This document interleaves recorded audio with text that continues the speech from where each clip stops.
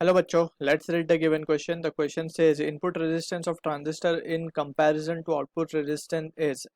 So ये transistor as an amplifier use हुआ है, तो इस केस में हमसे पूछ रहा है कि input resistance on comparison with output resistance कैसा होगा, whether it is low, whether it is high, whether it is low and high और none of this. So to begin with, we should have a basic idea of transistor. So we can say as a basic concept to study transistor, we must know कि जो base emitter junction होता है, that is base emitter junction is kept forward biased. Alright. और जो हमारा base collector junction होता है, base collector junction is kept reverse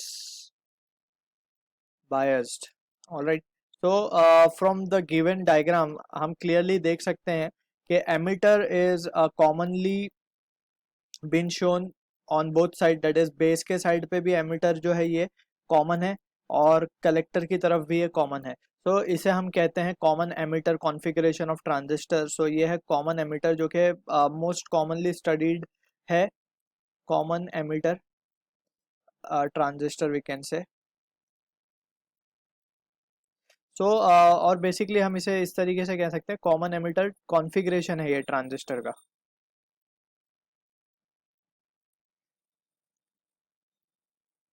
so this is common emitter configuration. अलग अलग कॉन्फ़िगरेशन में पढ़ा जाता है ट्रांजिस्टर को, but most commonly used is common emitter configuration. Alright. अब इसमें हमने एक चीज लिखी है, base emitter junction is kept forward bias. So we can clearly see के बेस और एमिटर को अगर हम देखें तो एमिटर का जो this side it has been kept at positive terminal.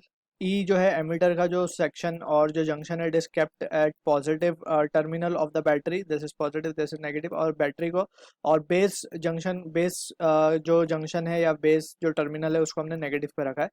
और यहाँ से हमें इनपुट देना होता है. So this input is fluctuating in nature. और यहाँ पे हम एम्पलीफायर को यूज़ कर रहे हैं, एज एन एम्पलीफायर यूज़ कर रहे हैं. दैट मीन्स यहाँ पे वीक सिग्नल्स जाते हैं. मीन्स कुछ इस तरीके के सिग्नल्स अगर एज एन इनपुट जाएंगे तो output that is load resistance के अक्रॉस जो हमें एम्पलीट्यूड जो है बढ़ा हुआ मिलेगा सिग्नल का. So this is what an amplifier को की तरह हम ट्रांजिस्टर को यूज़ करते हैं. सो इन कॉमन एमिटर की अगर हम बात कर रहे हैं, सो कॉमन एमिटर कॉन्फ़िगरेशन में we can see this is the diagram. और यहाँ पे हमने एमिटर और बेस को फॉरवर्ड बायस रखा है. सो फॉरवर्ड बायस में क्या होता है, we need to understand that forward bias में हैवी करंट फ्लो होता है. Forward bias means heavy current flows, heavy current flows through emitter, emitter sorry, heavy current flows. और अगर करंट हैवी फ्लो हो रहा है दैट मीन्स उसका resistance क्या होगा, लो होगा. ऑलराइट. सो यहाँ पे वी कैन क्लियरली सी जो इनपुट साइड है, जहाँ पे basically input side is what, base and emitter side को हम इनपुट साइड बोल रहे हैं, तो वहाँ पे रेजिस्टेंस कम आ रहा है. ऑलराइट. और क्योंकि आउटपुट साइड जो है, जो कि कलेक्टर और बेस है, कलेक्टर बेस जो है वो आउटपुट साइड है हमारा. सो वी कैन से वो रिवर्स्ड बायस्ड है, रिवर्स बायस्ड है. और रिवर्स बायस में practically no current flows, practically no current. So we can say इसका रेजिस्टेंस बहुत ही ज़्यादा हाई होगा. ऑलराइट.